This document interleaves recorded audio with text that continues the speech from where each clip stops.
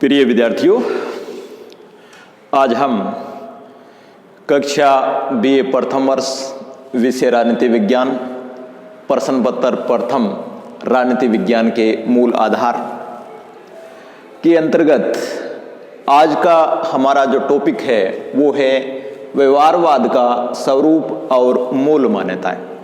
यानी इस कक्षा में हम व्यवहारवाद के स्वरूप को लेकर के और व्यवहारवाद की जो मूल मान्यताएं हैं उनके बारे में चर्चाएं करने वाले हैं। यानी आज की ये कक्षा दो भागों में बंटी है। पहला व्यवहारवाद के स्वरूप के बारे में चर्चा करेंगे, दूसरा जो महत्वपूर्ण बिंदु है व्यवहारवाद की मूल मान्यताएं उसके बारे में चर्चा करेंगे। तो पहले की क्लास में व्यवहारवाद के अर्थ के बारे में आप चर्चाएं हो चुकी हैं, तो थोड़ा सा आपने पढ़ा भी होगा तो इससे और ज़्यादा आपके समझ में आएगा। व्यवहारवाद मूलतः राजनीति विज्ञान में जो आधुनिक दृष्टिकोण है उस आधुनिक दृष्टिकोण के अंतर्गत राजनीति विज्ञान को आधुनिक बनाने वाली एक अध्ययन पद्धति है। यानी व्यवहारवाद राजनीति विज्ञान के अध्ययन करने का एक तरीका है। तो पहले हम व्यवहारवाद के स्वरूप को लेते हैं।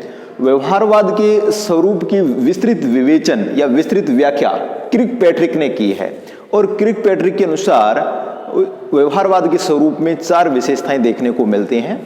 ये चार विशेषताएं इस प्रकार हैं। पहली, व्यवहारवाद राजनीतिक अध्ययन और शोध कार्य में विश्लेषण की मौलिक इकाई संस्थाएं न होकर व्यक्ति होनी चाहिए। यानी व्यवहारवादी अध्ययन पद्धति और व्यवहारवादी अध्ययन पद्धति से जो अध्ययन करता है, शोध करता है, वो ये मानकर चलता है कि विश्लेषण की जो मौलिक इकाई है वो संस्था न होकर के व्यक्ति है। दूसरी विशेषता ये बतलाई है कि सभी सामाजिक विज्ञान व्यवहारवादी विज्ञान है। राजनीति विज्ञान की अन्य सामाजिक विज्ञानों के साथ एकता होनी चाहिए।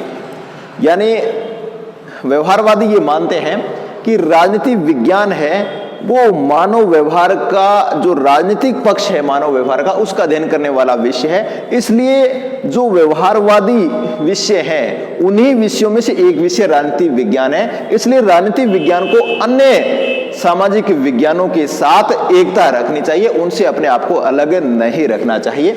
तीसरा, तथ्यों के पर्यवेक्षण, वर्गीकरण और माप के लिए अधिक वैज्ञानिक प्रविधियों के विकास और उपयोग पर बल दिया जाता है। इसलिए राजनीतिक विज्ञान में अधिक से अधिक सांख्यिकीय या परिमाणात्मक पद्धतियों का प्रयोग किया जाना चाहिए। यानी व्यवहारवादी शोधकर्ता, व्यवहारवादी अध्ययन पद्धति तथ्यों के पर्यवेक्षण, वर्गीकरण और माप के लिए अधिक से अधिक वैज्ञानिक प्रविधियों के विकास और उपयोग पर बल देते हैं। इसलिए राजनीति विज्ञान में भी अधिक से अधिक सांख्यिकीय या परिमाणात्मक पद्धतियों का प्रयोग हमें करना चाहिए ताकि हमारा शोध कार्य, हमारा अनुसंधान, हमारे सिद्धांत अधिक वैज्ञानिक हो सके। चौथा, राजनीति विज्ञान के लक्ष्य को एक व्यवस्थित अनुभविक सिद्धांत के रूप में परिभाषित करना। यानी व्यवहारवाद है, व्यवहारवादी अध्ययन पद्धति है, वो राजनीति विज्ञान के लक्ष्य को एक व्यवस्थित अनुभविक सिद्धांत के रूप में परिभाषित करना चाहती है। तो ये इसकी स्वरूप को लेकर के बातें थी। अब दूसरा बिंदु है व्यवहारवाद की मूल मान्यताएं क्या है। व्यवहारवाद का प्रणेता डेविड ह्यूस्टन को माना जाता है। डेविड ह्यूस्टन ने अपने एक लेख या निबंध में जिसका नाम था the current meaning of behaviourism, the current meaning of behaviourism, उस निबंध में व्यवहारवाद की 8 मान्यताओं की चर्चाएं की हैं। वो इस प्रकार है। पहली है नियमन, दूसरी है सत्यापन, तीसरी है तकनीकी प्रयोग, चौथी परिमाणीकरण, पांचवी मूल्य निर्धारण व आदर्श निर्माण, छठी व्यवस्थाबद्धीकरण, सातवीं विशुद्ध ज्ञान या विज्ञान और आठवीं समग्रता, एकीकरण। पहली लेते हैं नियमन। यानी डेविड ह्यूस्टन ये मानता है कि मानव व्यवहार में और विशेष रूप से राजनीतिक व्यवहार में सामान्य तत्व खोजे जा सकते हैं और राजनीतिक व्यवहार को सामान्यीकरण या सिद्धांतों के रूप में व्यक्त किया जा सकता है। यानी शोधकर्ता या अध्ययनकर्ता जब अनुसंधान करे तो वो अपने पर्यवेक्षण द्वारा मानव के राजनीतिक व्यवहार में सामान्य तत्व ढूंढ सकता है और उन सामान्य तत्वों के आधार पर सामान्यीकरण या सिद्धांत निर्माण का कार्य कर सकता है। दूसरा, सत्यापन। डेविड ह्यूस्टन के अनुसार मानवीय व्यवहार के संबंध में एकत्रित की गई सामग्री का सत्यापन किया जा सकता है। जो सामान्य तत्व ढूंढे हैं उनका हम सत्यापन कर सकते हैं। सत्यापन करने के बाद सिद्धांत निर्माण के कार्य को पूर्ण कर सकते हैं। तीसरा, तकनीकी प्रयोग।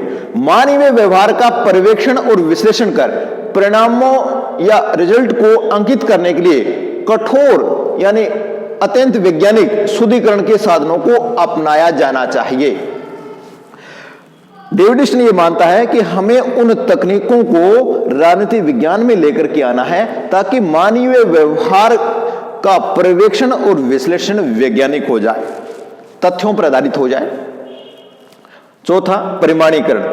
जो उपलब्धियां हैं उनका विवरण और उनकी आधार सामग्री को लेखबद्ध करने तथा सुस्पष्टता लाने के लिए मापन और परिमाणीकरण किया जाना चाहिए। दोबारा देखिए इसको, परिमाणीकरण। जो उपलब्धियां या जो सिद्धांत निर्माण हमने किया है उनका और उनकी आधार सामग्री को लेखबद्ध करें, उनको लिखें और सुस्पष्टता लाने के लिए उनका मापन और परिमाणीकरण किया जाना जरूरी है, ऐसा डेविड ईस्टन मानते हैं। पांचवा, मूल्य निर्धारण व आदर्श निर्माण। जब अनुसंधानकर्ता नैतिक मूल्यांकन के संबंध में अपनाए गए मूल्यों व आदर्शों को अध्ययनकर्ता के मूल्यों आदर्शों से अलग रखा जाना चाहिए। डेविड ईस्टन यह मानता है कि व्यवहारवादी अध्ययन पद्धति में तभी हमारा अनुसंधान वैज्ञानिक होगा, तार्किक होगा, जब हम हमारे नैतिक मूल्यांकन के आदर्श स्थापित कर लें और वो नैतिक मूल्यांकन के आदर्श अनुसंधानकर्ता के या शोधकर्ता के व्यक्तिगत जो मूल्य और आदर्श है उनसे अलग रखे जाने चाहिए। वो सार्वभौमिक होने चाहिए, वो वैज्ञानिक होने चाहिए। व्यक्ति की अपनी इच्छाएं हो सकती है, उसकी अपनी रुचि हो सकती है, वो किसी के प्रति पूर्वाग्रहग्रस्त हो सकता है। उस प्रकार के मूल्यों और आदर्शों का प्रभाव जो नैतिक मूल्यांकन के संबंध में अपनाए गए मूल्य और आदर्श हैं उन पर नहीं पड़ना चाहिए। व्यक्तिगत मूल्य और आदर्श अलग हैं, सिद्धांतों के लिए स्थापित, नैतिक मूल्यांकन के लिए स्थापित मूल्य और आदर्श अलग हैं। इनको अलग अलग रखना जाना चाहिए, एक जगह नहीं करना चाहिए, एक ही नहीं समझना चाहिए। अगर हमने ये गलती कर दी तो सिद्धांत निर्माण की प्रक्रिया है वो पूर्वाग्रहग्रस्त हो जाएगी। व्यवस्थाबद्धीकरण। अनुसंधान आवश्यक रूप से क्रमबद्ध हो, व्यवस्थित हो, या हम यूं कह सकते हैं कि सिद्धांत और अनुसंधान परस्पर संबद्ध और क्रमबद्ध होने चाहिए। डेविड ईस्टन का यह मानना है कि व्यवस्थाबद्धीकरण के द्वारा हम अपने अनुसंधान कार्य को आवश्यक रूप से क्रमबद्ध कर सकते हैं या सिद्धांत और अनुसंधान में परस्पर संबद्ध या क्रमबद्ध बना सकते हैं। विशुद्ध ज्ञान या विज्ञान। ज्ञान का प्रयोग वैज्ञानिक उद्यम का भी उतना ही अंग है जितना कि सिद्धांतात्मक बोध का। आठवां, समग्रता।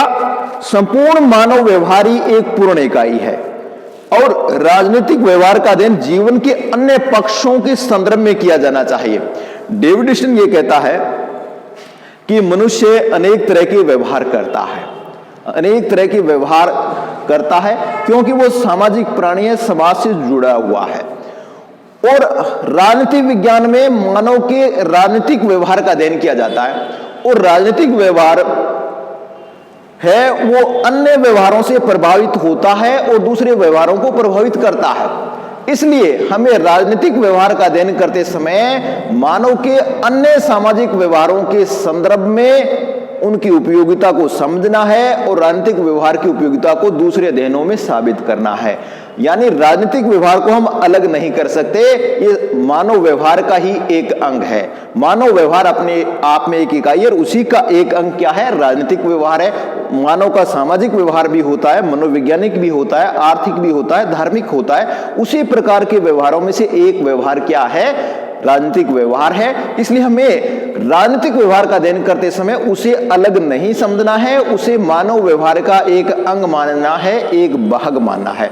तो आज की इस कक्षा में हमने व्यवहारवाद के स्वरूप के बारे में जाना और व्यवहारवाद की डेविड ईस्टन के अनुसार 8 जो मूल मान्यताएं थी उनके बारे में जाना। इन 8 मूल मान्यताओं को एक बार पुनः दोहरा लेते हैं।